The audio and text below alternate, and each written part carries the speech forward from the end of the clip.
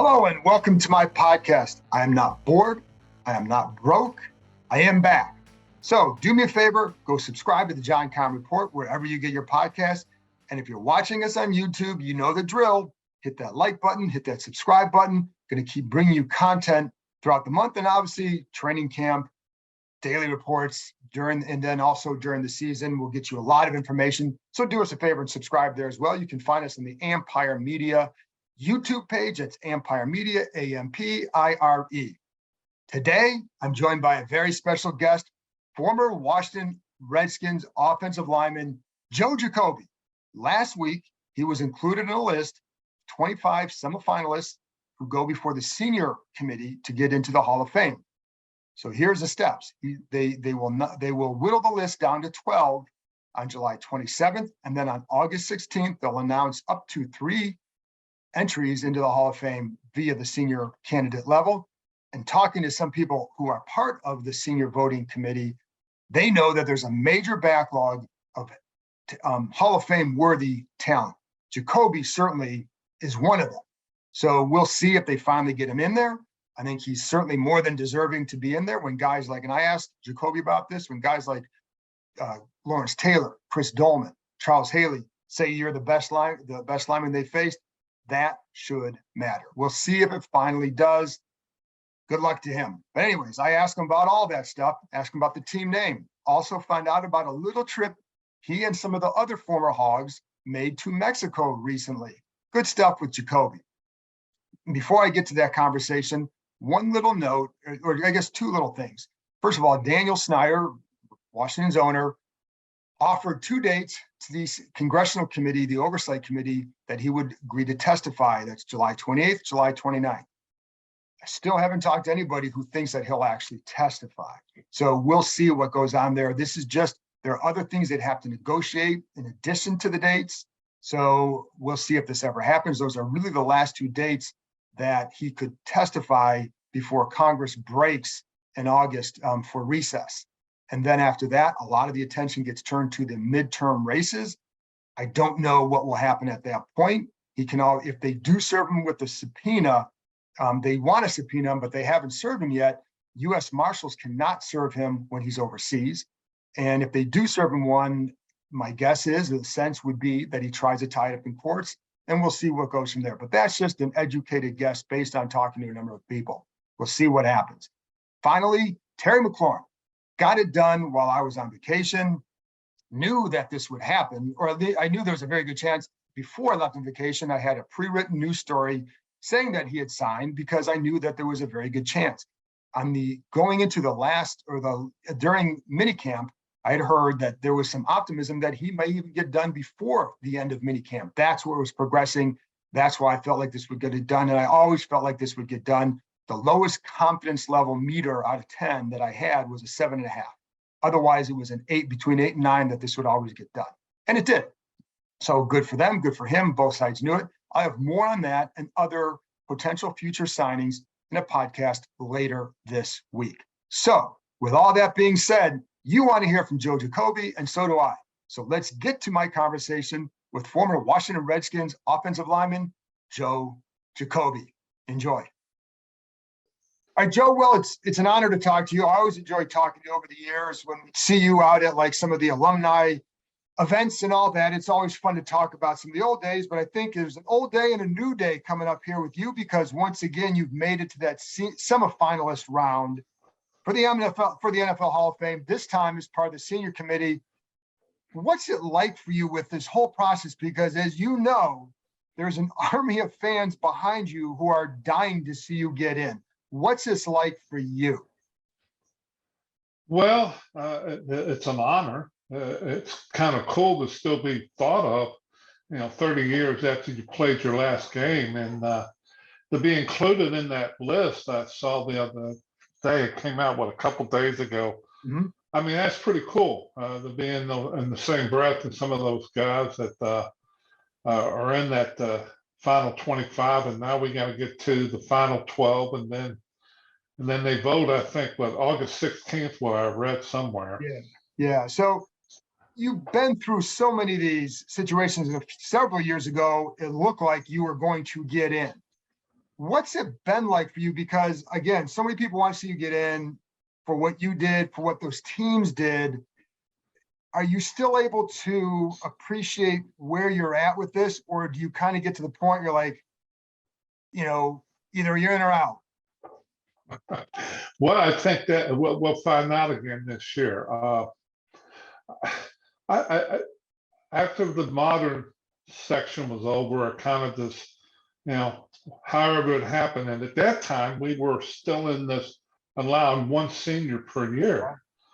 So they've had a major shakeup at the Hall of Fame as far as trying to get some of these the seniors into the Hall of Fame. And the new president who replaced David Baker, Mr. Porter, seems to be pushing this as far as trying to alleviate some of the backlog there with the seniors. And there's a lot of guys who have been, I'm not the only one. I mean, there's 24 other guys who make that final 25 are feeling the same way I am. I'm very grateful and thankful that we get another opportunity here. Well, and that's what I always tell people, like, and again, people here desperately want to see you get in, but there's probably a Joe Jacoby for each franchise where you're kind of like, how is this guy not in yet? Do you ever wonder that yourself? Like, how am I not in yet? Do you go there? No, you really can't go there. I mean, because you look at the whole league, National Football League, and there are, like you said, there are one individual per team, maybe more than one per team. And that makes it even more difficult to get in and stuff. And then when you get into the modern and they go down from the semifinalists to the finalists, I mean, you're happy to get in that final 15 that they take to there. Then you're just hoping you're one of the 5 that they vote in that year. And now they're doing the seniors the same way. Right. So you have a semifinalist list and you go to the finalists and you hope you're one of the 3 now, which, I mean, you triple your odds now because of that for the next 3 years. Did you think there was a year you were going to get in? I think every player that makes it to that final 15 think that they're going to get in. That's just the type because of the athlete you are. Right. And you believe in what you've done and you know your resume speaks for itself.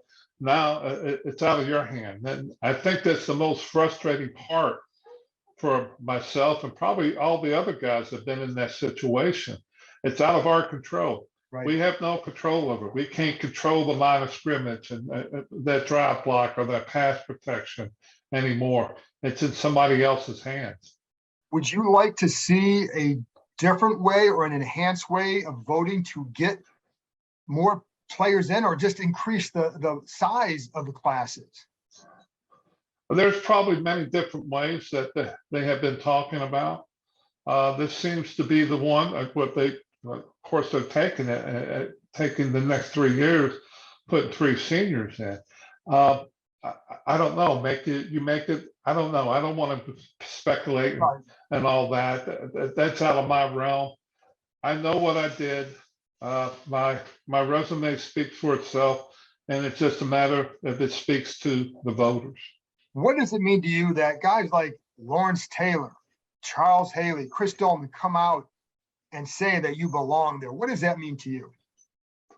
Well, I think that may mean more to me than the Hall of Fame, because they're in the Hall of Fame, and I played against those guys, and they respect me, and that's on an individual standpoint, that's really a blessing, and really what you play for, to be respected by your peers.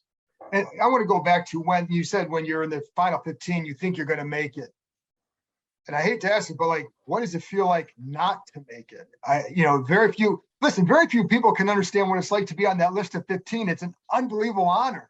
Think about the 1,000 people played, but you get that close. So what does it feel like when you don't get it? And how long does it move past, like, I can't worry about it? How long do you get to that point?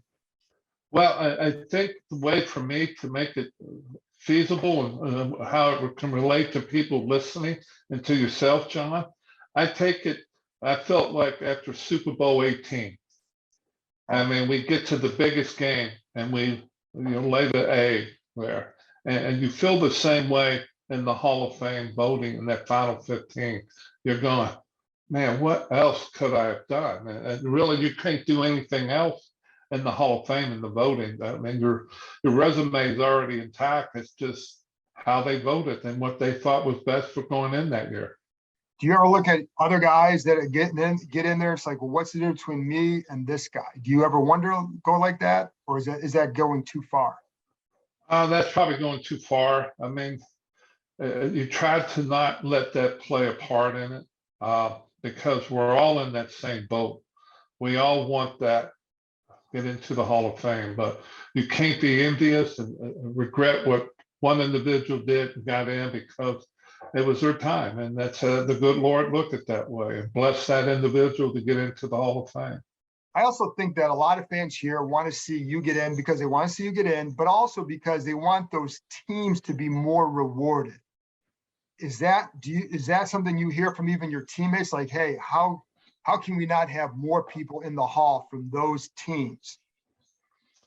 I don't know if I hear that as much as far as rewarding guys.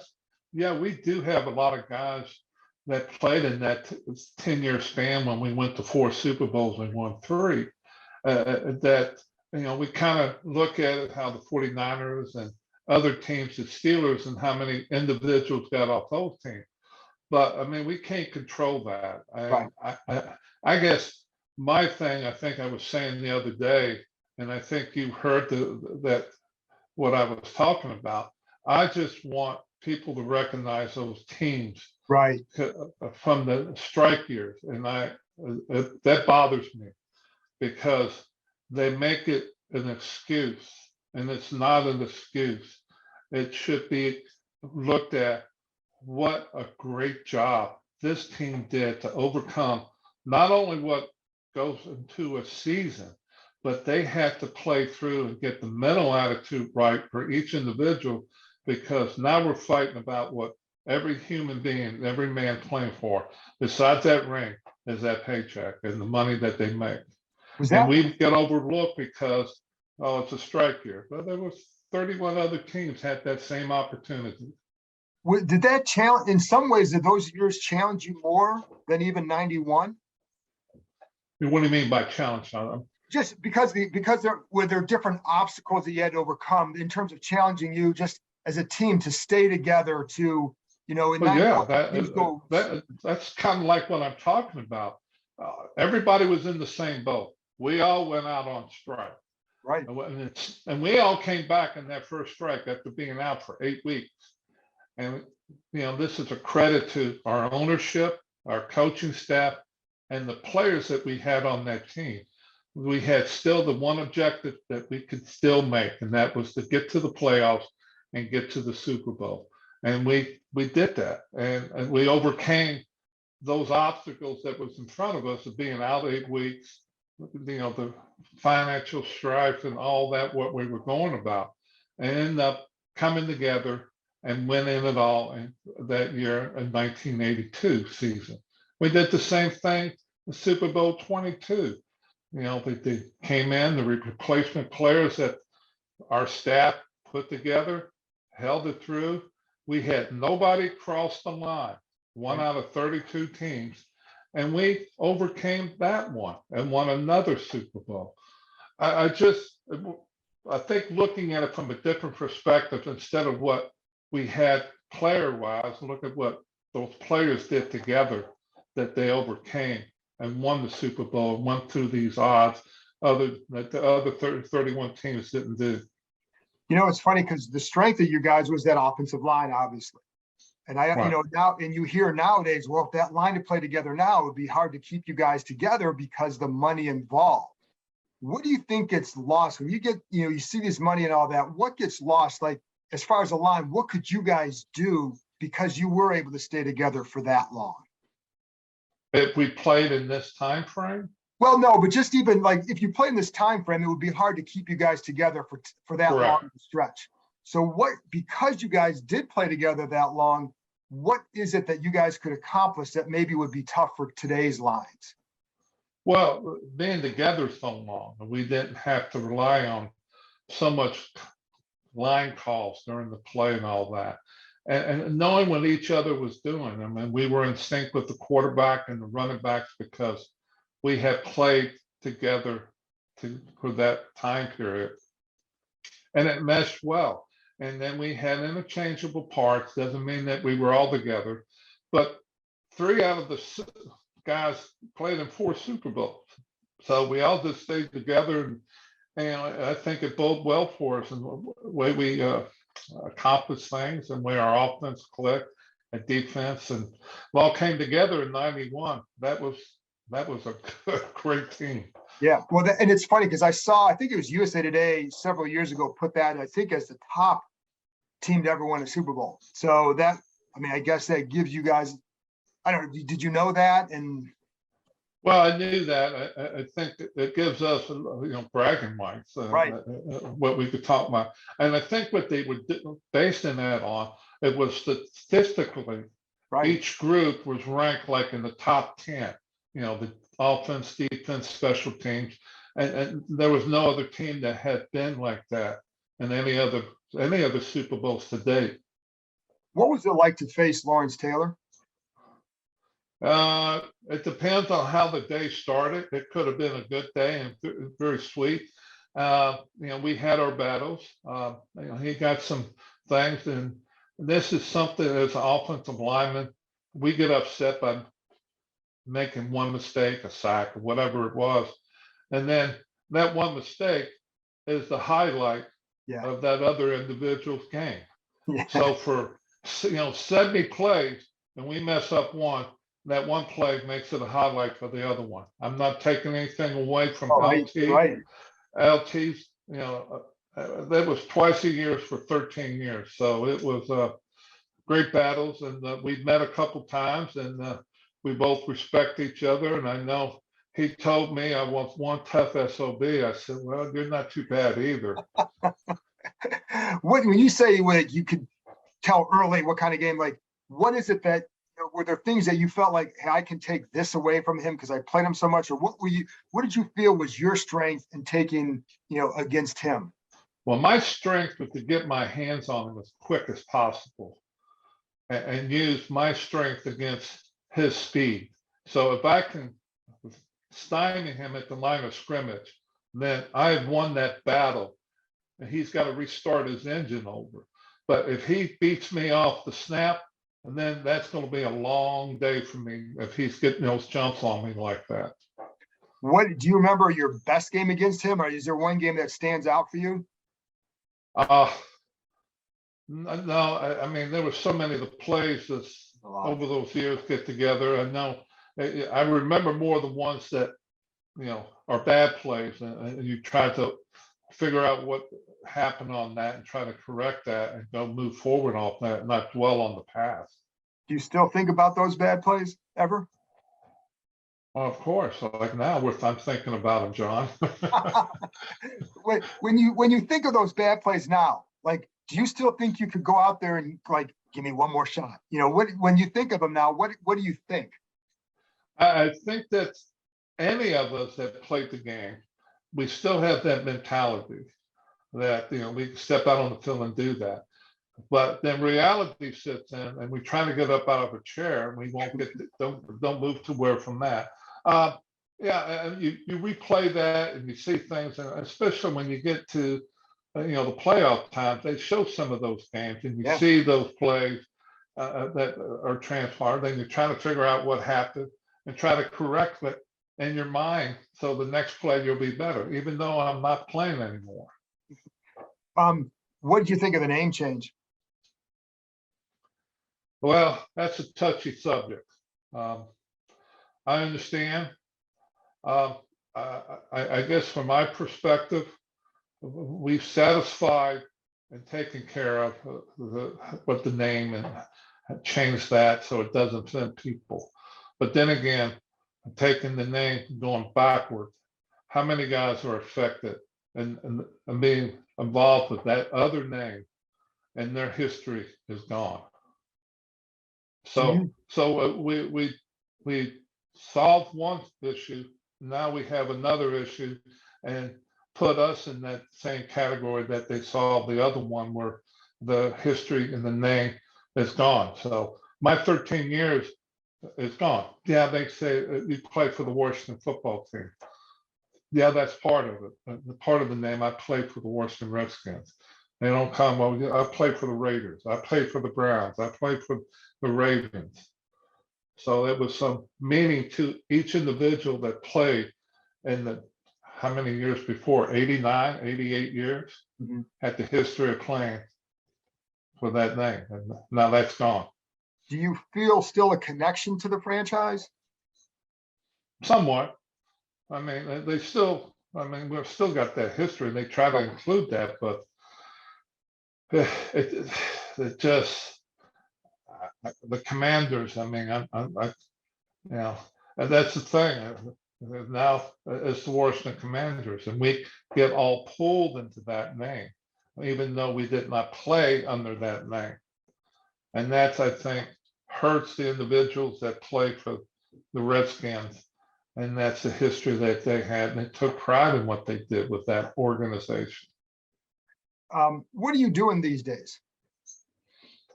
Well, my wife has said not enough, but no, I'm still working. Like all of us over the last couple of years, this pandemic has changed the working style a little bit. So most of my work, I'm in the insurance business. Basically, I'm in the health field.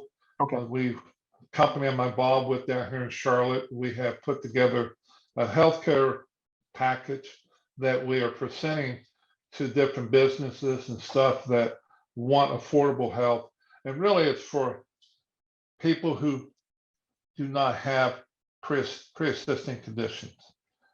There are some pre-existing, the pre-existing ones are taken care of, and we do both, but this is for somebody who wants affordable health care and paying 50% less than what that. So it's been very interesting working that the last couple of years and seeing that this industry and comparing it to where I played in football and the car business. And so it's been a interesting couple of years.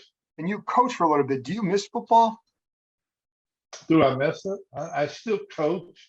What I coach down here in the Carolinas, we do a camp. I'm involved with some other local high school coaches in both Carolinas, and we do like an all-star camp. It's just for O-line and D-line, and it's called Trench Corp. And we take the top linemen in both North and South Carolina, and we got about 50, 60 guys, and we run them through like a combine. And we do the same type of drills they do in combines and stuff like that. And we do drills like that for about 5 weeks every weekend. So you get your fill of it then? I get my fill of it then, and then I watch occasional football on the weekends. I'm not big on the football until we get to Thanksgiving. Okay. Well, do you still watch this franchise? I do. It changed a lot because we don't get the game. I don't carry DirecTV and pick up the package. So getting the Commanders is hard because of the Panthers down here, right? With those TV rights and stuff. So don't get to see a lot of them. I do catch some going to different venues and seeing other people who got DirecTV, and then we'll watch the game that way. So do you pay attention to the off-field stuff? Well, yeah, it's kind of hard not to with the social media and stuff and everything that comes out on, Twitter, TikTok, and Facebook, and, kind of trying to figure out what to believe and not believe, because sometimes you don't get the full picture of what's going on. Oftentimes. Then who have you kept in touch with from that offensive line group, from the Hogs? Russ, Jeff, Donnie Warren. Just retired. Yeah, and we just came back. We spent 2 weeks ago. We were went on vacation together to a beach. So we were down in Mexico, Cabo San Lucas. So Russ was there with his wives and everything. So we had a week of reunion, telling old stories. Was there a little shed that you guys go drink at around 5 o'clock? Well, yeah, that was all over the beach. What was it? What's it like when you guys get together? What's it like? Well, it's just like any guys that you work with. I mean, you talk about different things, and we kind of we don't get to see each other, physically a lot. So most of our conversation is, over texting. We got a text chain with about 5 of us, I think, on that. Rigo's involved in that one, so we stay in contact that way. But it's just, what's going on, what's happening, and usually we sit there and play games and stuff. It's hard to believe. What kind of games? Word games. Oh, okay. Who wins? So, well, it depends on who you're talking to at the time. I don't have to say I won. Then the last thing, I remember reading a story one time about you and Russ Grimm, how you basically almost choked him his rookie year, or your rookie year. What was that story? Choke who? Russ Grimm, over a curfew situation. Oh, I didn't choke Russ. That story's got off. Okay, that got confused. Oh, I know what you're saying. We went out one night and was sitting at a bar, and sitting next to us was the writer from Associated Press. Oh. So he's sitting there talking with us, and this is after hours. We're buying him drinks and shots, and he's the one that ratted on us. So Russ went after him. Oh.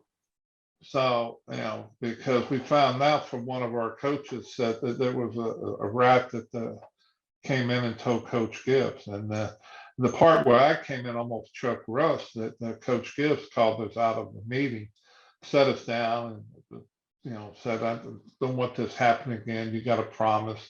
And Russ said, I can't promise you that, Coach. So Joe Gibbs gets up and leaves, and I jump across the couch, had my hands on his throat.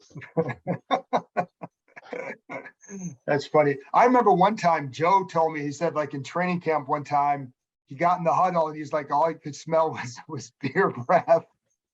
That's true. Yeah. That's true. But we made it through, and One Super Bowl. He wanted to discipline us. He goes, I really couldn't do it. He goes, they had a great practice. Man, that's funny. Listen, Joe, I appreciate your time. I could ask you more and more questions, but I appreciate your time, and it was good catching up with you.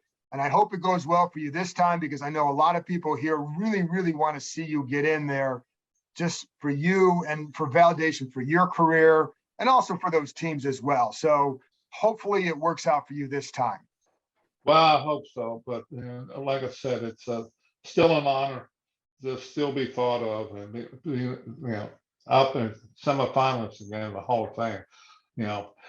Hopefully things work out well, and we'll see what happens. Not bad for an undrafted guy from Louisville, huh? That's true. That is true. Thank you, Joe. My pleasure. Thank you, John.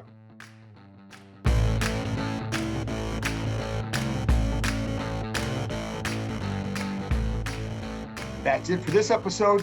Thanks a lot to Joe Jacoby for joining me, and thank you, as always, for tuning in.